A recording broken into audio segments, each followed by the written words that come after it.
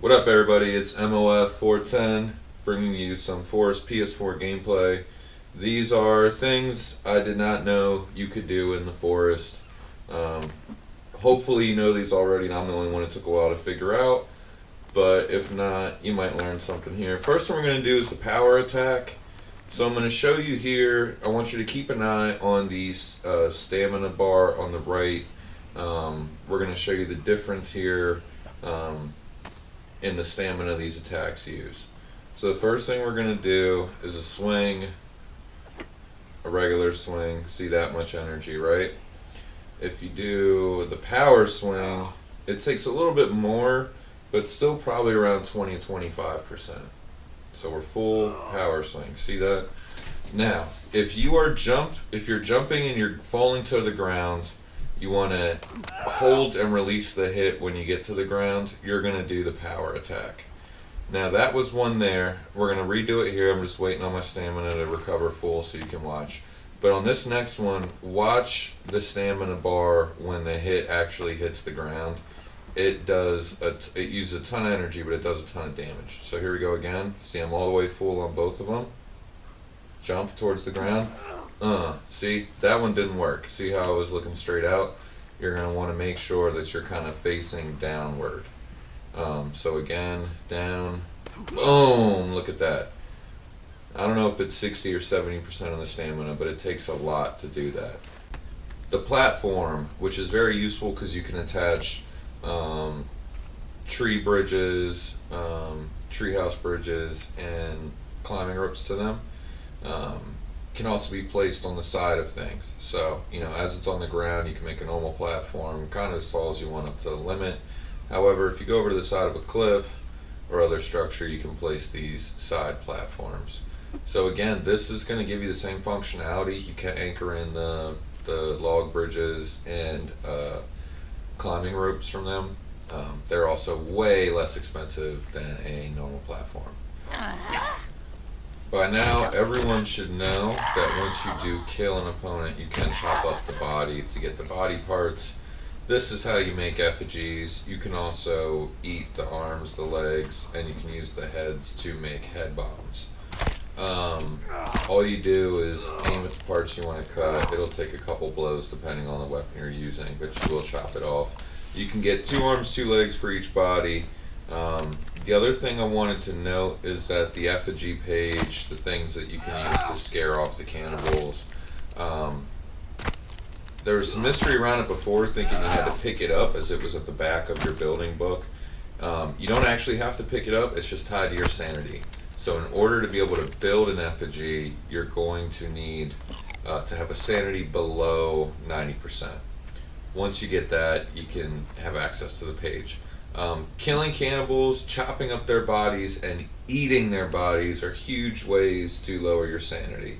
So if you've been on a building spree, you're building whatever, your sanity's really high, you've been sleeping and all that, find a couple cannibals, kill them, chop up their bodies, eat some of the parts, you'll be below 90% right away. As an example, we were able to drop 5% just by chopping up that body there. The standing fire can be used to light your flaming arrows. I really like this one. I don't know so much for the mechanic as I do for building and utilizing archery posts. There are places where I like to build up on a higher elevation. I'll put a weapons holder, leave a good bow there. I'll put a basket of arrows, leave arrows there, and then I'll add one of these standing fires that I can light it and use it to light the arrows. So there you go. That's a regular arrow. See, you light it with the lighter. Now all you got to do is cock it back, point it over there, and you'll see we get the same result from using the standing fire. It's pretty cool when you don't want to keep stopping with your one hand to light it. Using the pot, water, and food ingredients to make stew is a great way to not only gain bonuses in health and energy recovery, but also to utilize spoiled meat.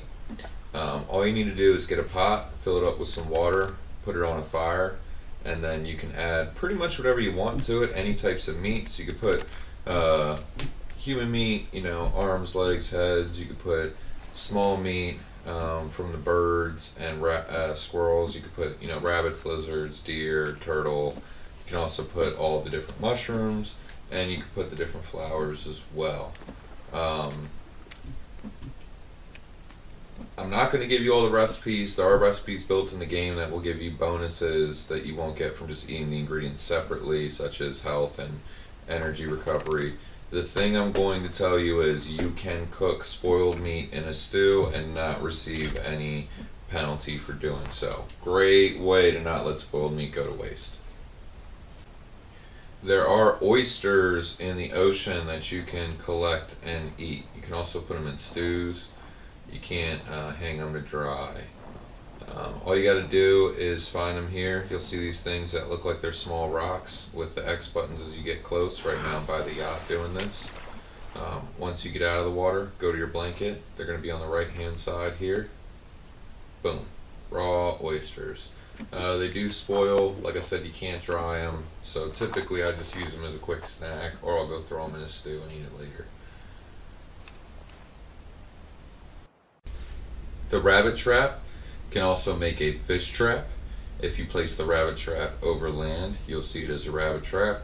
But if you place it in or near the water enough, it will turn into a fish trap.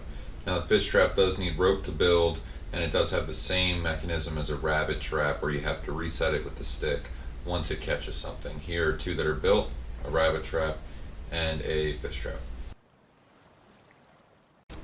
Now this one took me a while to figure out, probably because the visuals of it. I never assumed that I could carry logs into a cave. The two types of cave entrances, whether it's a rope down or the crevice to slide through, both appeared to be too small. However, once you figure out that you can, you'll quickly realize that you can make planters inside of the caves. Why would you make a planter inside a cave? Well, just like in real life, mushrooms grow in the absence of sunlight. So, if you put a planter down or a garden inside a cave, you will be able to plant mushrooms in there. So there's my tips and tricks video. Hopefully something on this list was new. If you think you know something I don't, send me a comment below and I'll make sure to include the next one.